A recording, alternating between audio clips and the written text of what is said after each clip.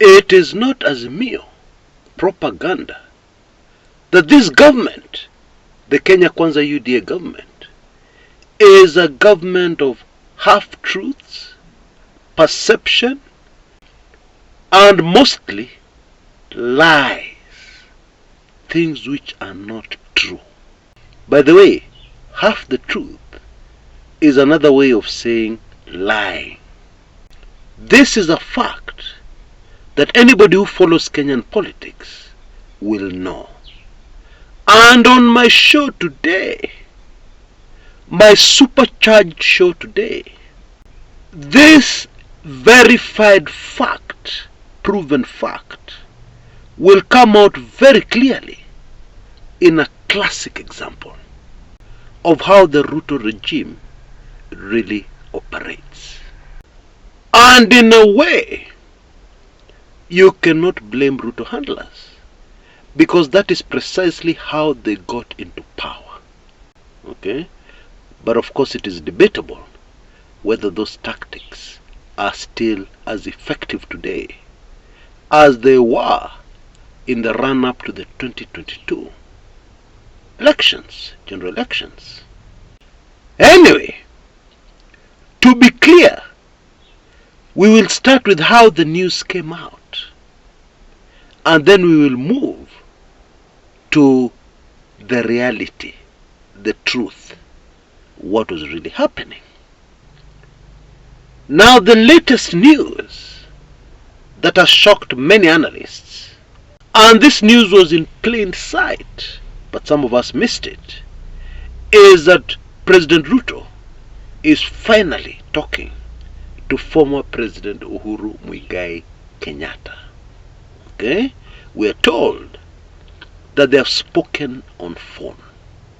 For now, forget what the issues were, allegedly. Okay? And let us just focus on the fact that they are talking. That is very big news. Granted, not to those who have always told us that Uhuru played Raila, that Uhuru and Ruto have been working together all along, which of course does not make sense. There is no evidence. But anyway, everybody has a right to their own views. Those with that view, this will not be a shock.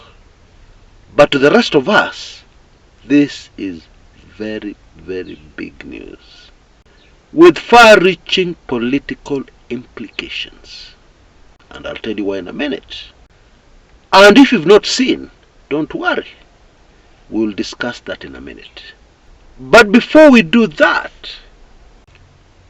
kindly allow me to look into the hilarious Rigathi Gachagua development. Yes, you heard me right. Hilarious.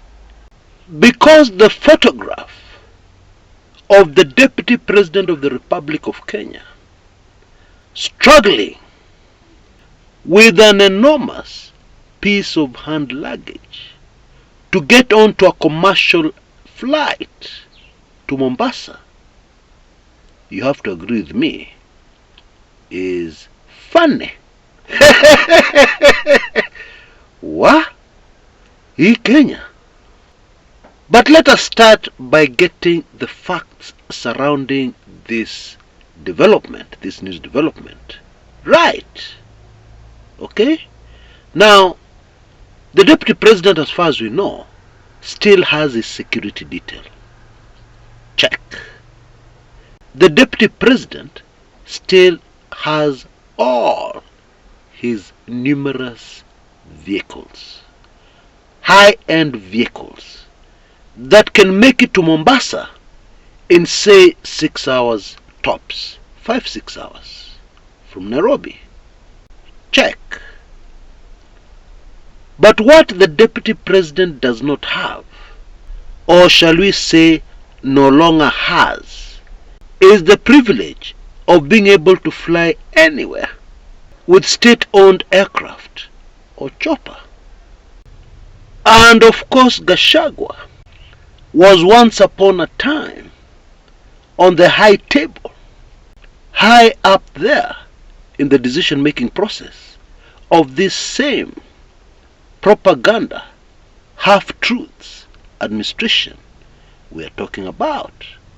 He is still a member of that administration, but is no longer on the high table.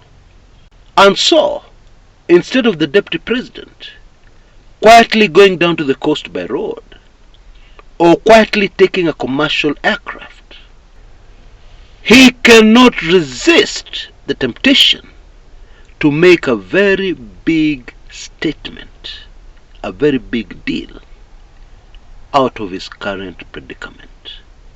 Gachagua is a VIP, and therefore there would have been no issues, security or otherwise, to get one of his handlers or security detail to carry his hand luggage onto the aircraft. But no, that would make a good photograph.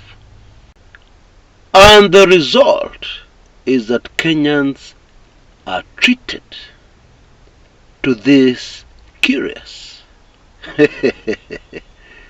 super fascinating, a photographic journalist's dream photo, which you can see on the screens right now.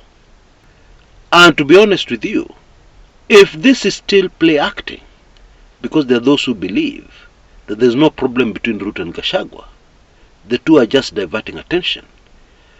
If this is play acting, then they have gone very far. This is extreme. What? But now, let us return to this very hot political potato, Ruto Uhuru saga.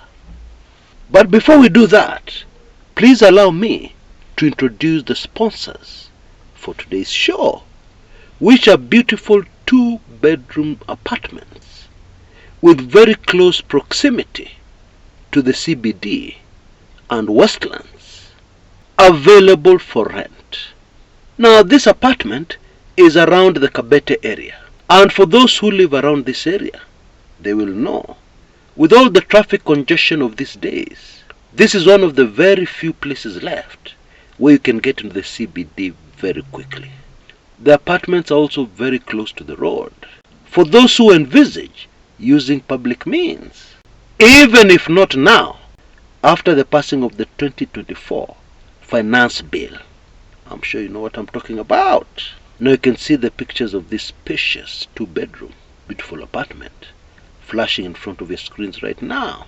If you end up living here, you'll also have very easy access to the Wangige market for those who value fresh groceries. Very comfortable, very convenient. The rent is only Kenya shillings 30,000. And I almost forgot, security, which is very important these days, security in these apartments is top-notch. And so if this is what you're looking for, kindly use the telephone number you see on your screens right now and secure this very convenient deal. Right, let's move on. For keen observers, there is something very, very wrong with this story of Ruto having a telephone conversation with Uhuru. Okay? There is something that is not quite right. There is something that does not make any sense. Let me explain. And I know a few of us on this channel will have had this very same experience. Okay? Now, you have payment issues with this organization. And ultimately, you send your man or woman to meet somebody at that organization. And you don't just send a messenger. You send somebody with authority to act on your behalf. And it is an accounting issue. Your check has not been released. So, using logic, would you expect, after this issue has been sorted out, because you sent somebody there with authority, would you expect the chief executive officer of that company or that organization to call you, and then you have a lengthy conversation to discuss what? The color of ink you'll use to sign your check? What exactly will you be discussing?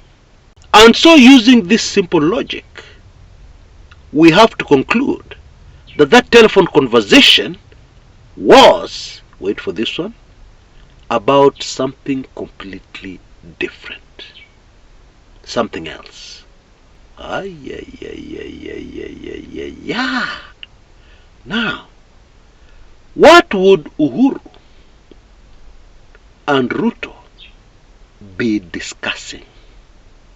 Especially taking into consideration the current political temperatures in the country, where many believe in some of the things that are happening in the Mount Kenya region. What would the two be discussing? Now, before we look into that, please allow me to give you a story.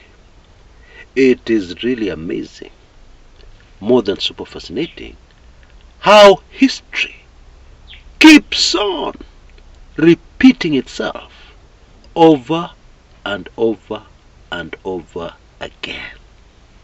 Once upon a time, when the National Rainbow Coalition government swept Mwai Kibaki into power as the third president of the Republic of Kenya, the relationship between State House and the immediate former president then, Daniel Toroitich arap Moi, got very bad. At first it was icy, very cold, but then it got very, very bad. Indeed, Moi handlers came out and complained that intelligence officers were following Moi around, the former president.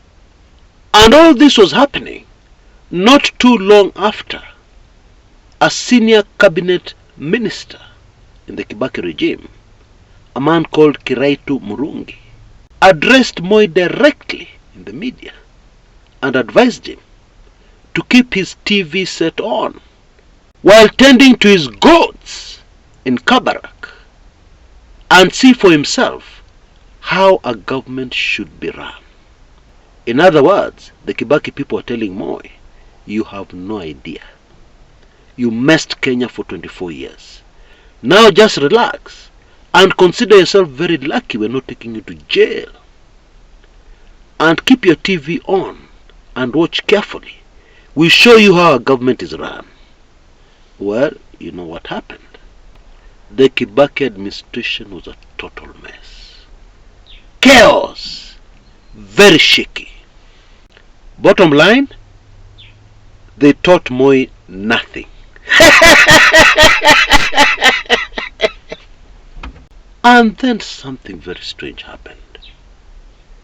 It was reported that Kibaki and Moi were meeting frequently. Now, to discuss what? And to make matters worse, the political temperatures then were very high. Very similar to what we are facing today. But very shortly after these meetings between Moi and Kibaki started, keen observers noted something. A change. Kibaki's administration stabilized. And Kibaki's way of doing things, the way his administration was doing things, started to look very similar to how Moi was running his government for 24 years.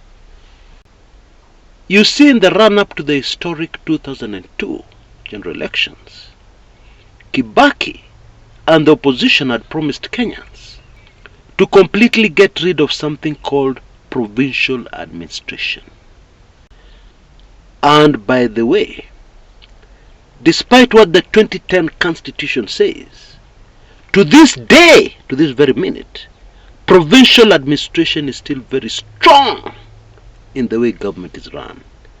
And indeed, this provincial administration is used to harass Kenyans countrywide up to this very minute. Anyway, during those Kibaki days, when the provincial administration started flexing its muscles for the first time since Moi left power, Kibaki's government stabilized. Bottom line, Moi became a close advisor to President Mwai Kibaki. Fast forward to the present. In my opinion, and according to all the information I have, it is very, very unlikely, I would even say impossible, for Ruto and Uhuru to become friends the way retired President Moi and Kibaki became very tight. Obviously that will not happen.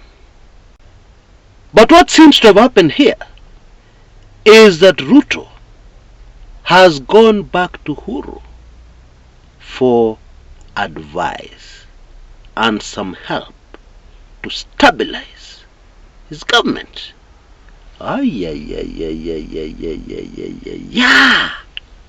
You know, one of the reasons why we are being told that the discussion was about Uhuru's money, the lengthy discussion, one of the reasons why we are being told that is to hide and to mask the real content of that conversation. You know, there is a saying that eating humble pie, apologizing to somebody, going back to them and telling them I was wrong, please help me, that one has never in the entire history of mankind given anybody indigestion. Ama shida ya tumbo. Swallowing humble pie, it will never give you tummy problems. Ever. However, I believe we all know that is not anywhere in the agenda of the current regime. It is not Ruto's style. Never, never, ever. And therefore you can imagine if the situation gets so bad that this administration has to go to Uhuru for advice, they will not be able to take it. And therefore, they must mask it, hide it, pretend it is something completely different, so that nobody ever guesses what the two are discussing. And the most convincing evidence that all this must be what happened is what the government spokesperson told us very shortly before this State House Uhuru Ruto drama unfolded. The government spokesperson told us very firmly that Uhuru should not be complaining about money. He even volunteered information that is not usually given to the public. He told us that he had documentary evidence that Uhuru vehicles had been fueled by the government just a few days before. He completely rubbished any suggestion from the Uhuru camp that this government was forcing him to pay his own bills, contrary to our laws and constitution. Only for State House to come out very shortly after that and tell Kenyans, yes, there is a problem, but we have sorted it out. People have met, and Ruto has even discussed with Uhuru over the phone. And so is it a case of the right hand not knowing what the left hand is doing? I don't think so. It is a case of the left hand doing something, and then the brain getting a better idea and giving a completely different story as the right hand makes the next move. That's what it really is. Bila kizungu mingi, it is a case of inventing new lies as you go along. There is no other way of describing it. And in this particular case, very desperate lies to hide the truth, so that Kenyans do not know just how bad things are. Because for a man to do what is not in his character to do, then you know, kumedhoka. And this whole drama and situation is more than tricky, because Former President Uhuru Kenyatta is still very active politically, but chini ya maji, clandestinely. And so, in some ways, this latest development is bound to give us very different results from the results we saw when Kibaki ate humble pie and went back to Moi to ask for advice. This time, the results are bound to be very, very different. Now, this is definitely the very, very last call on my special offer over my highly sensitive special report about the terrible secrets of Uncle Sam in the country called Kenya. You can see details on your screens right now. This information will help you understand a lot about what is going on in our dear motherland currently, politically. It will give you a lot of shocking information. For only Kenya shillings 3,999, you can have this video special report in your inbox in seconds. Pop! And if you want all the other previous special reports, including one that focuses on the character of Ruto and gives you too many shocking details I'm sure you never knew. If you want all those previous reports as well as a package, it is only Kenya shillings 4,999. Please act quickly. This is the final call, your final chance to take advantage of this offer. Until next time, this is Chris Kumekucha.